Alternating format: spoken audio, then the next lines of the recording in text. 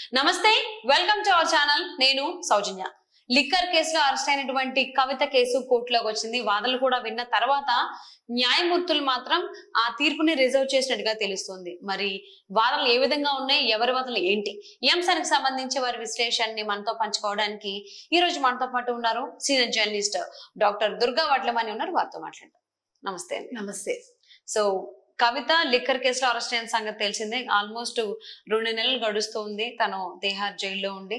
ఇప్పుడు తన కేసు ఏదైతే ఉందో అది కోర్టులోకి వచ్చింది. వాదనలు కూడా వినిపించారు. ఈడీ అండ్ కవిత వైపు లాయర్లు అంటున్నారు. అసలు ఏ వాదనలు వచ్చాయి, ఎందుకు తీర్పుని రిజర్వ్ చేయడం జరిగింది న్యాయమూర్తులు? నిన్న అదే ఈడీ సిబిఐ కేసుల మీద కవిత బెయిల్ అడుగుతున్నారు. అది నిన్న విక్రమ్ చౌదరి అని కవిత తరఫున ఆయన వాదించారు లాయరు.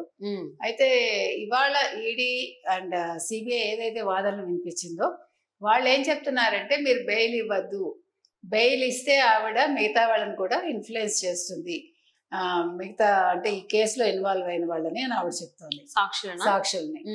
అయితే ఇంకో రకంగా చూసుకుంటే ఇవాళ ఈడీ అండ్ సిబిఐ ఏదైతే ఉందో వాళ్ళు ఏమన్నారంటే, ఈ కవిత ఈ లిక్కర్ స్కామ్ ఏదైతే ఉందో ఇది కేసీఆర్ కి ముందే తెలుసు.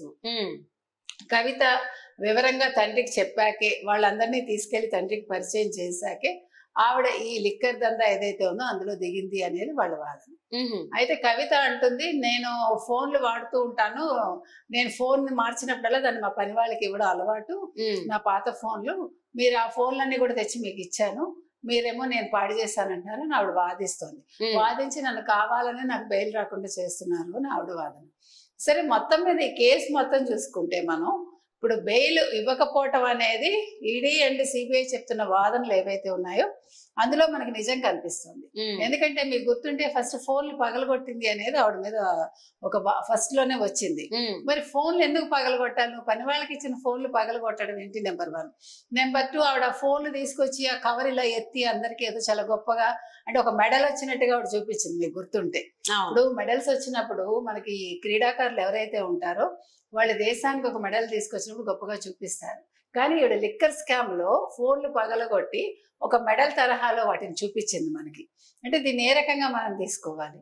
మరొకటి ఏంటంటే, ఇప్పుడు నిన్న మీరు ఏదైతే ఈ ఫోన్ ట్యాపింగ్ వ్యవహారం తెలంగాణలో రాధాకిషన్ రావు వివరంగా చెప్పాడు, కేసీఆర్ చెప్పడం వల్లే మేము చేశాము, ప్రభాకర్ రావు కావచ్చు, నేను కావచ్చు, ప్రణీత్ రావు కావచ్చు, మేమందరం కూడా నేనే వెళ్ళి ఆ పరికరాలు కానీ ఆ అదేంటి కెమెరాస్ కానీ అవన్నీ వాటికి సంబంధించి అన్ని నేను కొనుగోలు చేశాను, ఎక్విప్మెంట్ అంతా నేను ఢిల్లీ వెళ్ళి కొనుగోలు చేశాను, ప్రణీత్ రావు దాన్ని ఇంప్లిమెంట్ చేశాడు అని చెప్పాడు.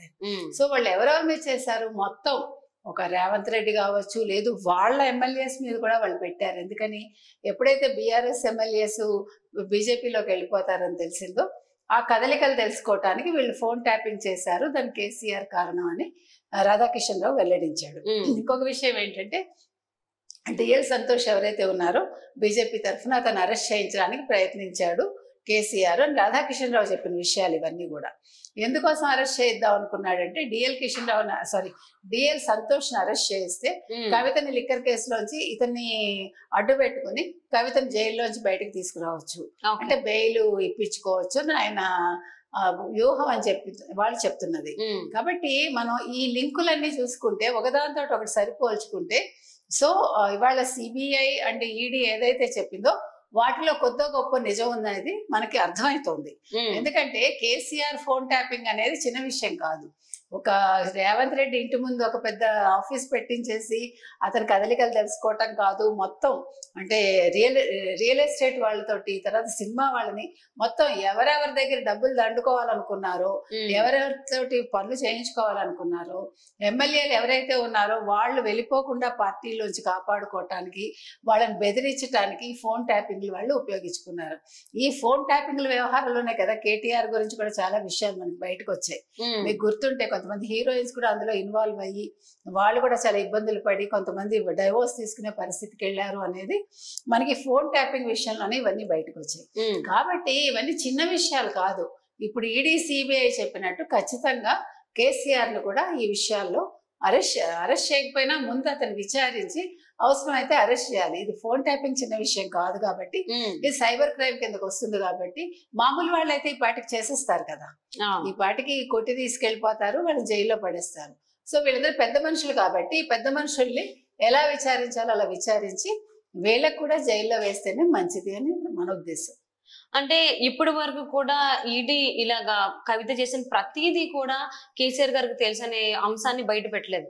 ఇప్పుడు నేను జరిగినటువంటి వాదనలో మాత్రమే ఈడీ బయట పెట్టింది. సో ఈ అంశం ముందే ఎందుకు తెలియలేదు, ఇప్పుడు తెలియడం బట్టి ఇప్పుడే బయట పెట్టారని అనుకోవచ్చా?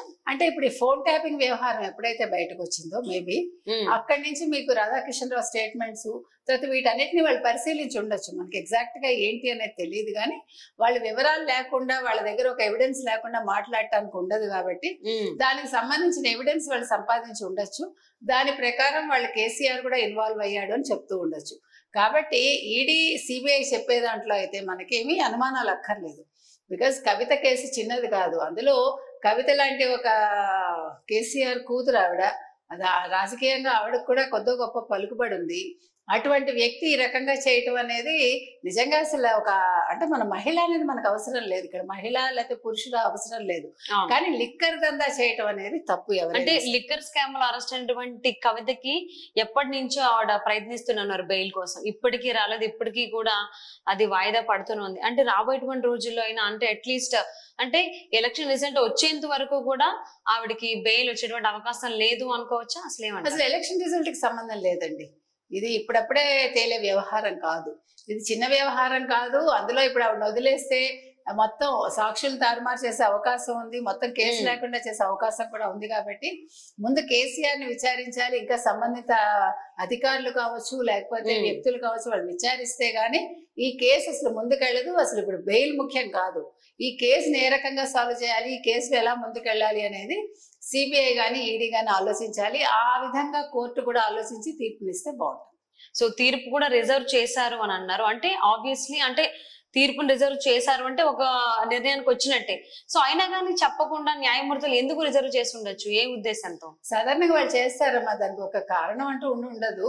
మరి రేపు బయట పెడతారా ఎల్లుండి బయట పెడతారా మనకి ఎగ్జాక్ట్ గా తెలియదు. ఎందుకంటే మనం జడ్జిలు చెప్పే దాని మీద మనం మాట్లాడకూడదు కాబట్టి, కోర్టు తీర్పుల గురించి మనం మాట్లాడకూడదు కాబట్టి అది ఎందుకు రిజర్వ్ చేశారు అనేది మనకు సంబంధం లేదు. సో మరి చాలా రోజుల నుంచి నెలల నుంచి ట్రై చేస్తున్నారు బెయిల్ కి సంబంధించి. లిక్కర్ స్కామ్ లో ఇరుకున్నటువంటి కవిత ఎన్నిసార్లు ట్రై చేసినా అది పోస్ట్ పోన్ అవుతూనే ఉంది. సో ఫైనల్ ఒక సంచలనమైన నిజాన్ని బయట పెట్టారనే చెప్పాలి. ఏం చేసిన కవిత వాళ్ళ నాన్నగారు కేసీఆర్ కి చెప్పే చేసింది అని. మరి దానికి సంబంధించి ఎటువంటి ఆధారాలు దొరికాయో ఈడీకి కానీ సిబిఐ కానీ తెలీదు. మరి కేటీఆర్ కూడా ఇందులో సంబంధం ఉందా అంటే దాని గురించి కూడా ఇంకేం చెప్పలేదు. ఉందా లేదనేది రాబోయే రోజు తెలుస్తుందేమో. అండ్ తీర్పును కూడా రిజర్వ్ చేశారు బెయిల్ కి సంబంధించి. సో నెక్స్ట్ వాయిదాకి చెప్తారా, మరి ఇంకా టైం తీసుకుంటారా కవితకి బెయిల్ ఇవ్వడానికనే చూద్దామండి. Thank you so much Durga. Thank you.